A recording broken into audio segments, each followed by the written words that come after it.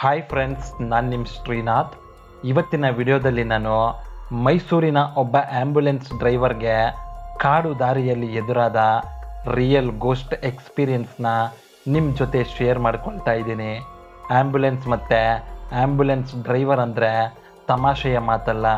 ಯಾಕಂದರೆ ತಾವು ಬದುಕಿನ ನಡುವೆ ಹೋರಾಡ್ತಾ ಇರೋ ಪೇಷಂಟ್ಗಳನ್ನು ಸರಿಯಾದ ಸಮಯಕ್ಕೆ ಹಾಸ್ಪಿಟಲ್ಗೆ ಸಾಗಿಸೋದು ಇದೇ ಆ್ಯಂಬುಲೆನ್ಸ್. ಮತ್ತೊಂದು ಕಡೆ ಹಗಲು ರಾತ್ರಿ ಅನ್ನದೇ ನಿದ್ದೆಗೆಟ್ಟು ಆ್ಯಂಬುಲೆನ್ಸ್ನ ಡ್ರೈವ್ ಮಾಡಿ ಪೇಷಂಟ್ಗಳನ್ನು ಆಸ್ಪತ್ರೆಗೆ ಸಾಗಿಸೋದ್ರಲ್ಲಿ ಆ್ಯಂಬುಲೆನ್ಸ್ ಡ್ರೈವರ್ಗಳ ಪಾತ್ರ ಅತ್ಯಂತ ಮಹತ್ವವಾದದ್ದು. ಇನ್ನು ಆ್ಯಂಬುಲೆನ್ಸ್ ಡ್ರೈವರ್ಗಳು ಪ್ರತಿನಿತ್ಯ ಎಷ್ಟೋ ಜನ ಪೇಷಂಟ್ಗಳನ್ನು ಆ್ಯಂಬುಲೆನ್ಸ್ನಲ್ಲಿ ಆಸ್ಪತ್ರೆಗೆ ಸಾಗಿಸಿರ್ತಾರೆ. ಅದೇ ರೀತಿಯೇ ಎಷ್ಟೋ ಡೆಡ್ ಬಾಡಿಗಳನ್ನು ಕೂಡ ಆ್ಯಂಬುಲೆನ್ಸ್ನಲ್ಲಿ ಸಾಗಿಸಿರ್ತಾರೆ. ಆದರೆ ಮೈಸೂರಿನ ಒಬ್ಬ ಆ್ಯಂಬುಲೆನ್ಸ್ ಡ್ರೈವರ್ಗೆ ಅವತ್ತು ರಾತ್ರಿ ಆ ಒಂದು ಕಾಡು ದಾರಿಯಲ್ಲಿ ಎದುರಾದ ರಿಯಲ್ ಗೋಸ್ಟ್ ಎಕ್ಸ್ಪೀರಿಯನ್ಸ್ ಹೇಗಿತ್ತು ಗೊತ್ತಾ? ಅದನ್ನು ಇವತ್ತು ನಾನು ನಿಮ್ಮ ಜೊತೆ ಶೇರ್ ಮಾಡ್ಕೊಳ್ತಾ ಇದ್ದೀನಿ. ಬನ್ನಿ ವಿಡಿಯೋ ನೋಡ್ಕೊಂಬರೋಣ.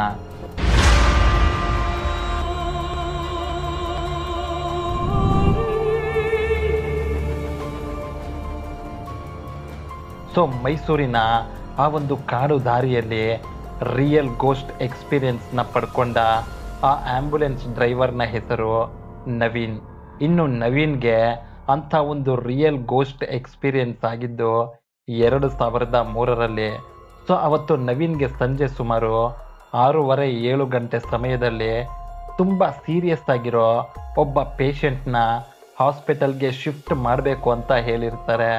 ಅದೇ ರೀತಿಯೇ ನವೀನ್ ಅವತ್ತು ಆ ಪೇಷಂಟ್ನ ಹಾಸ್ಪಿಟಲ್ಗೆ ಶಿಫ್ಟ್ ಮಾಡೋದಕ್ಕೆ ಅಂತ ಆ್ಯಂಬುಲೆನ್ಸ್ನ ತಗೊಂಡು ಆ ಪೇಷಂಟ್ ಇದ್ದ ಲೊಕೇಶನ್ಗೆ ಹೊರಡ್ತಾರೆ. ಇನ್ನು ನವೀನ್ ಹೊರಟಿದ್ದ ಆ ಲೊಕೇಶನ್ ಮೈಸೂರು ಸಿಟಿಯಿಂದ ತುಂಬಾ ದೂರ ಇತ್ತು. ಅದರ ಜೊತೆಗೆ ನವೀನ್ ಆ ಪೇಷಂಟ್ ಇದ್ದ ಲೊಕೇಶನ್ಗೆ ಹೋಗಬೇಕು ಅಂದರೆ ಕಾಡು ದಾರಿಯಲ್ಲೇ ಹೋಗಬೇಕಾಗಿತ್ತು.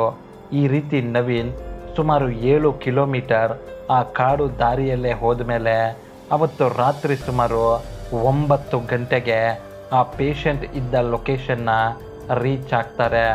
ಆದರೆ ಅಲ್ಲಿ ನೋಡಿದ್ರೆ ಆ ಪೇಷಂಟ್ನ ಪರಿಸ್ಥಿತಿ ತುಂಬ ಅಂದರೆ ತುಂಬಾ ಕ್ರಿಟಿಕಲ್ ಆಗೋಗಿತ್ತು. ಇನ್ನೇನು ಜೀವನೇ ಹೋಗ್ಬಿಡತ್ತೇನೋ ಅನ್ನೋ ಸ್ಟೇಜ್ನಲ್ಲಿ ಆ ಪೇಷಂಟ್ ಇದ್ದರು. ತಕ್ಷಣ ನವೀನ್ ತಡ ಮಾಡದೆ ಆ ಪೇಷಂಟ್ನ ಆ್ಯಂಬುಲೆನ್ಸ್ ಹತ್ತಿಸ್ಕೊಂಡು ಹಾಸ್ಪಿಟಲ್ಗೆ ಹೊರಡ್ತಾರೆ. ಈ ರೀತಿ ನವೀನ್ ಆ ಪೇಷಂಟ್ನ ಆ್ಯಂಬುಲೆನ್ಸ್ನಲ್ಲಿ ಹಾಕ್ಕೊಂಡು ತುಂಬ ಫಾಸ್ಟಾಗಿ ಆ ಕಾಡು ದಾರಿಯನ್ನು ದಾಟಿ ಹಾಸ್ಪಿಟಲ್ಗೆ ಹೋಗ್ತಾ ಇರ್ತಾರೆ. ಆದರೆ ದುರಾದೃಷ್ಟವಶಾತ್ ಆ್ಯಂಬುಲೆನ್ಸ್ನಲ್ಲಿದ್ದ ಆ ಪೇಷಂಟ್ ಮಧ್ಯ ದಾರಿಯಲ್ಲೇ ಸತ್ತು ಹೋಗ್ತಾರೆ. ವಿಷಯ ಗೊತ್ತಾಗಿ ನವೀನ್ಗೆ ತುಂಬಾ ಬೇಜಾರಾಗುತ್ತೆ. ಯಾಕಂದರೆ ಇನ್ನೊಂದು ಅರ್ಧ ಗಂಟೆ ಇದ್ದಿದ್ರೆ ನವೀನ್ ಹಾಸ್ಪಿಟಲ್ನ ರೀಚ್ ಆಗ್ತಾ ಇದ್ರು. ಆದರೆ ಅಷ್ಟರೊಳಗೆ ಈಗಾಗೋಯ್ತಲ್ವಾ ಅಂತ ತುಂಬ ಬೇಜಾರು ಪಡ್ತಾರೆ. ಪೇಷಂಟ್ ಜೊತೆಗೆ ಬಂದಿದ್ದ ಅವರ ಸಂಬಂಧಿಕರು ಆ್ಯಂಬುಲೆನ್ಸ್ನಲ್ಲೇ ಗೊಳೋ ಅಂತ ಅಳ್ತಾರೆ. ಕೊನೆಗೆ ಆಗಿದ್ದಾಗೋಯ್ತು ಅಂತ ನವೀನ್ ಸತ್ತು ಹೋದ ಆ ಪೇಷಂಟ್ ಡೆಡ್ ಬಾಡಿಯನ್ನು ವಾಪಸ್ ಅವರ ಲೊಕೇಶನ್ನಲ್ಲಿ ಬಿಟ್ಟು ಒಬ್ಬರೇ ಆ್ಯಂಬುಲೆನ್ಸ್ ಓಡಿಸ್ಕೊಂಡು ಆ ಕಾಡು ದಾರಿಯಲ್ಲಿ ಬರ್ತಾ ಇರ್ತಾರೆ. ನವೀನ್ ಆಗಿರೋ ದುರಂತನ ನೆನೆಸ್ಕೊಂಡು ನಿಧಾನಕ್ಕೆ ಆ ಕಾಡು ದಾರಿಯಲ್ಲಿ ಬರ್ತಾ ಇರ್ತಾರೆ. ಆಗ ಟೈಮ್ ರಾತ್ರಿ 11:30 ಆಗಿರುತ್ತೆ. ಹೀಗೆ ನವೀನ್ ಆ ಕಾಡು ದಾರಿಯಲ್ಲಿ ಅರ್ಧ ದಾರಿವರೆಗೂ ಬಂದ ಮೇಲೆ ಆ್ಯಂಬುಲೆನ್ಸ್ನಿಂದ ಕೆಳಗಿಳಿದು ಡೋರ್ಗೆ ಹೊರಕೊಂಡು ಸಿಗರೇಟ್ ಸೇದ್ತಾ ಇರ್ತಾರೆ. ಅದು ಕಾಡು ದಾರಿ ಆಗಿದ್ದರಿಂದ ಅಲ್ಲಿ ಒಂದೇ ಒಂದು ನರ ಪಿಳ್ಳೆ ಕೂಡ ಇರಲಿಲ್ಲ. ಎಲ್ಲಿ ನೋಡಿದ್ರೂ ದಟ್ಟವಾದ ಗಿಡ ಮರಗಳು ಕಗ್ಗತ್ತಲು ಆವರಿಸಿಕೊಂಡಿತ್ತು. ಆ ಪ್ರದೇಶದಲ್ಲಿ ಬೆಳಕು ಅನ್ನೋದೇ ಇರಲಿಲ್ಲ. ಹೀಗೆ ನವೀನ್ ಆ್ಯಂಬುಲೆನ್ಸ್ ಡೋರ್ಗೆ ಹೊರಕೊಂಡು ಸಿಗರೇಟ್ ಸೇದುತ್ತಾ ಇರೋವಾಗ ಆ್ಯಂಬುಲೆನ್ಸ್ ಹಿಂದಿನ ಡೋರ್ನ ಯಾರೋ ಓಪನ್ ಮಾಡಿ ಕ್ಲೋಸ್ ಮಾಡಿದ ಹಾಗೆ ಅನಿಸುತ್ತೆ. ಆಗ ನವೀನ್ ಯಾರದು ಡೋರ್ ಓಪನ್ ಮಾಡ್ತಾ ಇರೋದು ಅಂತ ಅಂದ್ಕೊಂಡು ಹಿಂದೆ ಹೋಗಿ ನೋಡ್ತಾನೆ. ಅಲ್ಲಿ ಹೋಗಿ ನೋಡಿದ್ರೆ ಆ್ಯಂಬುಲೆನ್ಸ್ ಹಿಂದಿನ ಡೋರ್ ಓಪನ್ ಆಗಿತ್ತು. ಆಗ ನವೀನ್ ಪೇಷಂಟ್ ಡೆಡ್ ಬಾಡಿನ ಅಲ್ಲಿ ಬಿಟ್ಟ ಮೇಲೆ ಕರೆಕ್ಟಾಗಿ ಡೋರ್ ಹಾಕಿದ್ನಲ್ವಾ, ಮತ್ತು ಡೋರ್ ಹೆಂಗೆ ಓಪನ್ ಆಯಿತು ಅಂತ ಮನಸ್ಸಿನಲ್ಲಿ ಅಂದ್ಕೊಳ್ತಾ ಮತ್ತೆ ಡೋರ್ನ ಕ್ಲೋಸ್ ಮಾಡ್ತಾರೆ. ಆಗ ನವೀನ್ಗೆ ಆ್ಯಂಬುಲೆನ್ಸ್ ಮುಂದೆ ಯಾರೋ ಪಾಸ್ ಆದ ಹಾಗೆ ನೆರಳು ಕಾಣಿಸುತ್ತೆ. ಆಗ ನವೀನ್ ಫ್ರೆಂಡ್ಸ್, ಭೂತ ಪ್ರೇತ ಕಾಟ, ಮನೆಯಲ್ಲಿ ಅಶಾಂತಿ, ಪ್ರೀತಿಯಲ್ಲಿ ನಂಬಿ ಮೋಸ, ಗಂಡ ಹೆಂಡತಿ ಜಗಳ, ಡಿವೋರ್ಸ್ ಪ್ರಾಬ್ಲಮ್, ಸಂತಾನ ಭಾಗ್ಯ, ಸ್ತ್ರೀ ಪುರುಷ ವಶೀಕರಣ, ಜನವಶೀಕರಣ, ಧನವಶೀಕರಣ, ಮನವಶೀಕರಣ, ಮಾಟ ಮಂತ್ರ ನಿವಾರಣೆ, ಇಂಥ ನಿಮ್ಮ ಯಾವುದೇ ಸಮಸ್ಯೆಗಳಿದ್ದಲ್ಲಿ ಕೇವಲ ಒಂದೇ ದಿನದಲ್ಲಿ ಶಾಶ್ವತವಾದ ಪರಿಹಾರ. ಶ್ರೀ ಕ್ಷೇತ್ರ ಧರ್ಮಸ್ಥಳ ಮಂಜುನಾಥ ಸ್ವಾಮಿ ಆರಾಧಕರಾದ ಪಂಡಿತ್ ಶ್ರೀಕಾಂತ್ ಆಚಾರ್ಯ ಅವರನ್ನ ಹಿಂದೆ ಸಂಪರ್ಕಿಸಿ. ಯಾರದು? ಧೈರ್ಯ ಇದ್ರೆ ನನ್ನ ಮುಂದೆ ಬನ್ನಿ ಅಂತ ಜೋರಾಗಿ ಕೂಗಾಡ್ತಾನೆ. ಯಾಕಂದ್ರೆ ಅದು ಕಾಡು ದಾರಿಯಾಗಿದ್ದರಿಂದ ನವೀನ್ ಯಾರೋ ಕಳ್ಳರಿರ್ಬೋದು, ರಾಬರಿ ಮಾಡೋದಕ್ಕೆ ಬಂದಿದ್ದಾರೆ ಅಂತ ಅಂದ್ಕೊಂಡು ಆ ರೀತಿ ಜೋರಾಗಿ ಕೂಗಾಡ್ತಾನೆ. ಆದರೆ ಅಲ್ಲಿ ನವೀನ್ನ ಬಿಟ್ಟರೆ ಬೇರೆ ಯಾರಂದರೆ ಯಾರೂ ಇರೋದಿಲ್ಲ. ಈ ರೀತಿ ನವೀನ್ ಆ್ಯಂಬುಲೆನ್ಸ್ ಸುತ್ತ ಒಂದು ರೌಂಡ್ ಹಾಕ್ತಾನೆ. ಮತ್ತು ಆ್ಯಂಬುಲೆನ್ಸ್ ಕೆಳಗೂ ಕೂಡ ಬಗ್ಗಿ ನೋಡ್ತಾನೆ. ಇದಾದ ನಂತರ ನವೀನ್ ಆ್ಯಂಬುಲೆನ್ಸ್ನಲ್ಲಿ ಕೂತ್ಕೊಂಡು ಆ್ಯಂಬುಲೆನ್ಸ್ನ ಸ್ಟಾರ್ಟ್ ಮಾಡಿ ಮುಂದಕ್ಕೆ ಹೋಗೋದಕ್ಕೆ ಫಸ್ಟ್ ಗೇರ್ ಹಾಕ್ತಾನೆ.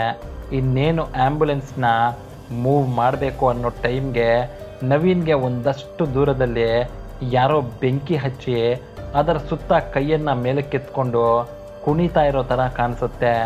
ಆಗ ನವೀನ್ ಇದೆಲ್ಲ ಕಳ್ಳರದೇ ಪ್ಲ್ಯಾನ್, ನನ್ನನ್ನು ಭಯಪಡಿಸೋದಕ್ಕೆ ಹೀಗೆಲ್ಲ ಮಾಡ್ತಾ ಇದ್ದಾರೆ ಅಂತ ಅಂದ್ಕೊಂಡು ಆ್ಯಂಬುಲೆನ್ಸ್ನಲ್ಲಿ ಸೇಫ್ಟಿಗೋಸ್ಕರ ಇಟ್ಟಿದ್ದ ಒಂದು ದೊಡ್ಡ ಕಬ್ಬಿಣದ ರಾಡ್ ತಗೊಂಡು ಆ ವ್ಯಕ್ತಿಗಳು ಕುಣಿತಾ ಇದ್ದ ಕಡೆಗೆ ಹೊರಡ್ತಾರೆ.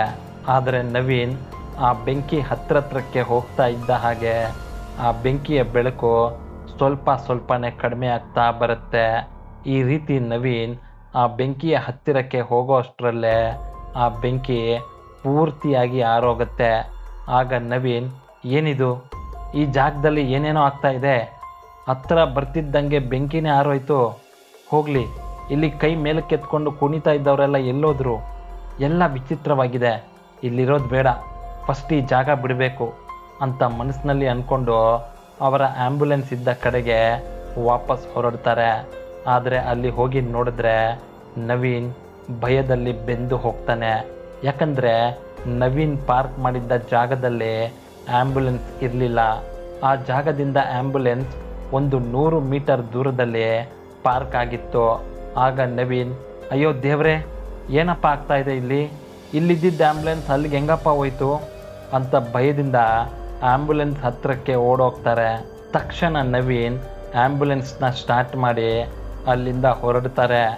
ಆದರೆ ಒಂದು ಅರ್ಧ ಕಿಲೋಮೀಟರ್ ಹೋದ್ಮೇಲೆ ನವೀನ್ಗೆ ರಸ್ತೆ ಮಧ್ಯದಲ್ಲಿ ಒಂದು 4-5 ಜನ ಕುಣಿತಾ ಇರೋ ಥರ ಅನ್ನಿಸುತ್ತೆ.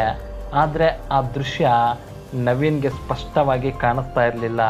ಅದಕ್ಕೋಸ್ಕರ ನವೀನ್ ಆ್ಯಂಬುಲೆನ್ಸ್ ನಾರ್ಮಲ್ ಹೆಡ್ಲೈಟ್ಗಳನ್ನು ಆಫ್ ಮಾಡಿ ಆ್ಯಂಬುಲೆನ್ಸ್ಗೆ ಇದ್ದ ಹೈ ಬೀಮ್ ಹೆಡ್ಲೈಟ್ಗಳನ್ನು ಆನ್ ಮಾಡ್ತಾನೆ. ಆದರೆ ಅಲ್ಲಿ ಕಂಡ ದೃಶ್ಯವನ್ನು ನೋಡಿ ನವೀನ್ಗೆ ಜೀವನೇ ಹೋದಂತಾಗುತ್ತೆ. ಯಾಕಂದರೆ ರಸ್ತೆಯ ಮಧ್ಯದಲ್ಲಿ 3 ಜನ ಗಂಡಸರು ಮತ್ತು 2 ಹೆಂಗಸರು ಅವರ ಕೈಗಳನ್ನು ಮೇಲಕ್ಕೆತ್ತಿ ರೌಂಡಾಗಿ ಡ್ಯಾನ್ಸ್ ಮಾಡ್ತಾ ಇರ್ತಾರೆ. ಆದರೆ ಅವರಲ್ಲಿ ಯಾರೊಬ್ಬರಿಗೂ ಕೂಡ ತಲೆ ಅನ್ನೋದೇ ಇರಲಿಲ್ಲ. ಅದರ ಜೊತೆಗೆ ಎಲ್ಲರ ಮೈ ಮೇಲೆ ಗಾಯಗಳಾಗಿತ್ತು. ಅವರು ಹಾಕ್ಕೊಂಡಿದ್ದ ಬಟ್ಟೆಗಳು ಎಲ್ಲ ಕಿತ್ತೋಗಿತ್ತು. ಅದನ್ನು ನೋಡಿ ನವೀನ್ಗೆ ಕೈ ಕಾಲಲ್ಲಿ ನಡುಕ ಹುಟ್ಕೊಳ್ಳುತ್ತೆ. ಮೈಯೆಲ್ಲ ಭಯಕ್ಕೆ ಬೆವರು ಕಿತ್ಕೊಂಡು ಬರುತ್ತೆ. ತಕ್ಷಣ ನವೀನ್ ಆ್ಯಂಬುಲೆನ್ಸ್ನ ರಿವರ್ಸ್ ಗೇರ್ಗೆ ಹಾಕಿ ಫಾಸ್ಟಾಗಿ ಹಿಂದಿಂದಕ್ಕೆ ಬರ್ತಾನೆ. ಆದರೆ ಹಿಂದೆ ಆ್ಯಂಬುಲೆನ್ಸ್ ಚಕ್ರಕ್ಕೆ ಒಂದು ಮರದ ತುಂಡು ಅಡ್ಡ ಸಿಗುತ್ತೆ. ಆಗ ನವೀನ್ ಏನಿದು ಅಂತ ಡೋರ್ನಿಂದ ತಲೆ ಆಚೆ ಇಟ್ಟು ನೋಡಿದ್ರೆ ಚಕ್ರಕ್ಕೆ ಮರದ ತುಂಡು ಅಡ್ಡ ಬಿದ್ದಿರುತ್ತೆ. ಮತ್ತೆ ನವೀನ್ ಮುಂದೆ ನೋಡಿದಾಗ ರಸ್ತೆಯಲ್ಲಿ ಕುಣಿದಾಡ್ತಾ ಇದ್ದ ಆ 5 ಜನ ಮಾಯವಾಗಿ ಹೋಗಿದ್ರು. ಆದರೆ ನವೀನ್ ಕಿವಿಗೆ ಆ ಕಾಡಿನ ಮಧ್ಯೆ ಯಾವುದೋ ಒಂದು ದೊಡ್ಡ ಶಕ್ತಿ ಅವನನ್ನು ಸಾಯಿಸೋದಕ್ಕೆ ಬರ್ತಾ ಇದೆ ಅನ್ನೋ ಥರ ಫೀಲಿಂಗ್ ಬರುತ್ತೆ. ಅಷ್ಟೇ, ನವೀನ್ ಎದ್ನೋ ಬಿದ್ನೋ ಅಂತ ಇಮಿಡಿಯೇಟಾಗಿ ಆ್ಯಂಬುಲೆನ್ಸ್ನ ಸ್ಟಾರ್ಟ್ ಮಾಡಿಕೊಂಡು ಶರ ವೇಗದಲ್ಲಿ ಆ ಕಾಡು ರಸ್ತೆಯಿಂದ ಆಚೆ ಬರ್ತಾನೆ. ಆಚೆ ಬಂದ ನವೀನ್ ಹಿಂದೆ ತಿರುಗಿ ಆ ಕಾಡನ್ನು ನೋಡಿದಾಗ ನವೀನ್ ಕಣ್ಣಿಗೆ ಅಲ್ಲಲ್ಲಿ ಚುಕ್ಕಿಗಳ ಹಾಗೆ ಬೆಳಕು ಕಾಣಿಸ್ತಾ ಇತ್ತು. ಇದು ಮೈಸೂರಿನ ಆ್ಯಂಬುಲೆನ್ಸ್ ಡ್ರೈವರ್ ಆದ ನವೀನ್ಗೆ ಎದುರಾದ ರಿಯಲ್ ಗೋಸ್ಟ್ ಎಕ್ಸ್ಪೀರಿಯನ್ಸ್.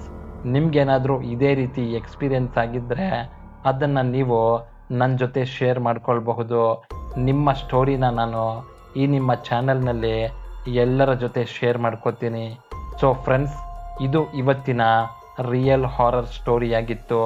ನಿಮ್ಗೇನಾದರೂ ಈ ವಿಡಿಯೋ ಇಷ್ಟ ಆಗಿದ್ದರೆ ದಯವಿಟ್ಟು ಈ ವಿಡಿಯೋನ ತಮ್ಮ ವಾಟ್ಸಪ್ ಗ್ರೂಪ್ನಲ್ಲಿ ಶೇರ್ ಮಾಡಿ.